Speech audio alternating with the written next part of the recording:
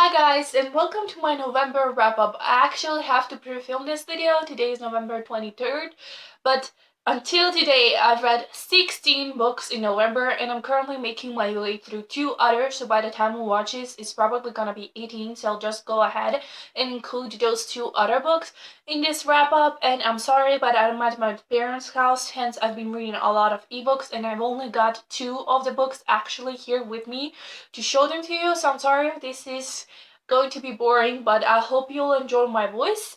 I'm kind of surprised that I managed to read all these books even though I signed up for NaNoWriMo, but that may be one of the reasons why NaNoWriMo hasn't been going extraordinarily well, but I'll talk more about that in my NaNoWriMo vlog, which will be up sometime later this week. The first book I read was The Galley of the Secret Diamond Sisters by Michelle Maddow. This is the first book in her trilogy, and there's 3 girls with the surname of Diamond that live in California, but it turns out that they have a rich dad in Las Vegas who owns these diamond hotels and resorts, and they basically turn from these poor souls, oh my god, what are we gonna eat today, to these spoiled daughters wearing designer dresses to parties. Not particularly a fan of it. I think I ended up giving it only 1 star, and I definitely won't be reading the rest of the series. I'm really sorry. It was like Gossip Girl in Las Vegas. Then I read The Elements of Style by E.B. White, which is a writing and style and composition book that Stephen King suggested in his own writing memoir, where this for NaNoWriMo, apparently, but the advice they gave is in English, and I ended up deciding to write my book in Macedonian, so not particularly helpful.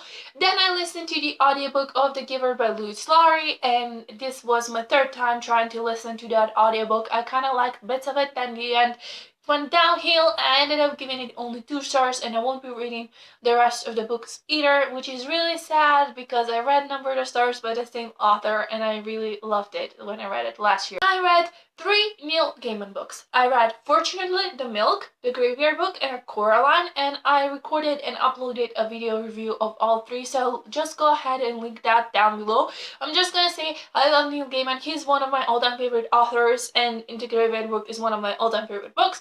So if you want to hear more details, just go ahead and watch that. Then I listened to a short story on Liverbox by F. Scott Fitzgerald called Winter Dreams. Nothing particularly exciting or memorable, and I think at this point I'm going to give up on F. Scott Fitzgerald. Actually, I have a physical copy of this one. This is one I won in a Goodreads giveaway that you'll see in my November book haul.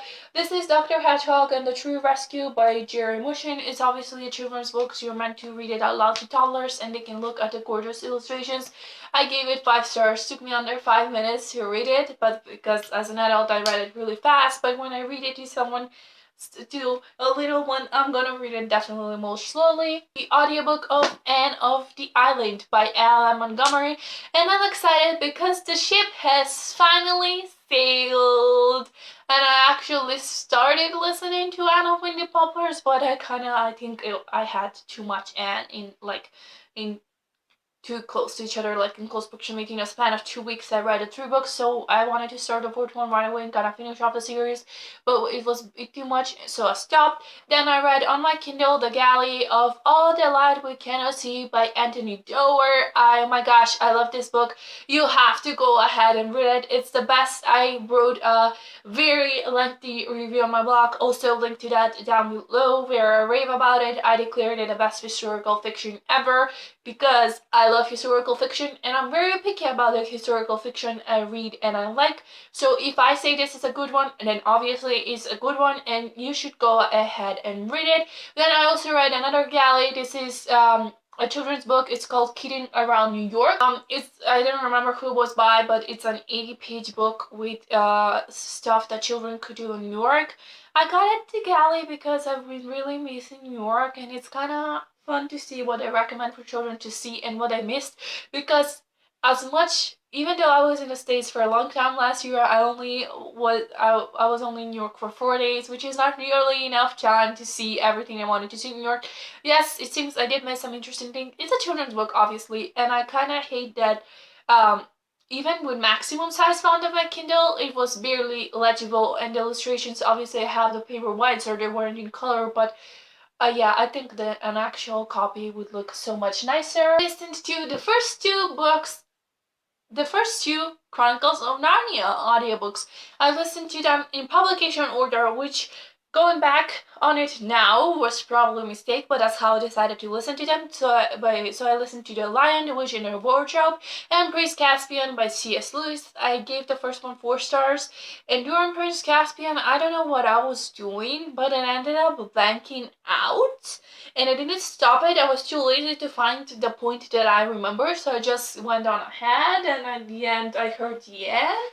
So I kind of lost the middle part there, and it's a book that I will eventually have to either go back and re-listen to, or actually read the physical copy. And it is definitely a series that I want to finish, especially because Neil Gaiman recommends it so much and loves it so much, and everyone loves it so much. But I haven't read it because I'm from Macedonia. And those were not the books we read here, okay? Don't get pissed on me. Then I gave Ray Bradbury another chance.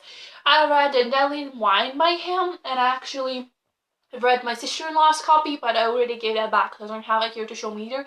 I read Fahrenheit 451 by him earlier this year. I didn't like it. The Dandelion Wine definitely has better writing, but still nothing particularly memorable. And I read Purple Hibiscus by Chimamanda Ngozi Adichie. This is her debut novel, and I decided to start with Wisdom. This is obviously the Macedonian translation. It wasn't a very good translation. The book is too focused on religion, but it definitely depicts life in Nigeria, and it's kind of interesting to read about it because even though things aren't brilliant in Macedonia, reading about Nigeria definitely makes you really sad and upset. Soldiers come, poison people, random shootings and stuff. They don't have oil, petrol. They barely survive, manage to survive, and kind of their dream is to move out to the States. I just finished it yesterday. All the feels gave it 4 stars, even though it takes a while to get into. Then that was book number 16. So book number 17 that I'm currently reading is Between the Lines by Jodi Picoult and Samantha Van Leer. This is a girl called Delilah keeps reading her favorite fairy tale over and over, and the characters from that fairy tale end up coming to life and kind of talking to her and whatnot. Uh, it's very good so far. Then I'm currently reading Mary Karr's memoir, The Liars Club, because Stephen King recommended it. It feels kind of too American, and I feel really detached from it. Like, I keep reading about it, and I think, how is this even possible? Like, how crazy could a family be?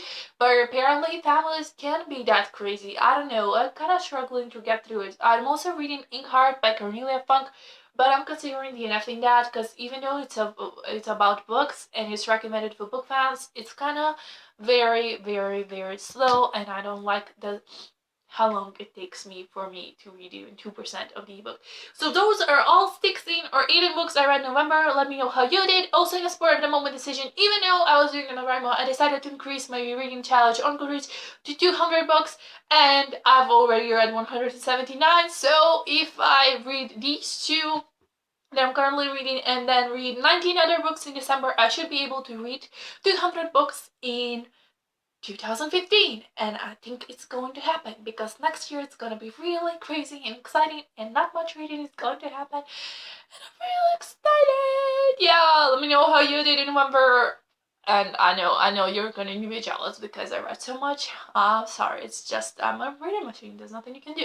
Give this video a thumbs up and subscribe to my channel. I really appreciate it. Goodbye.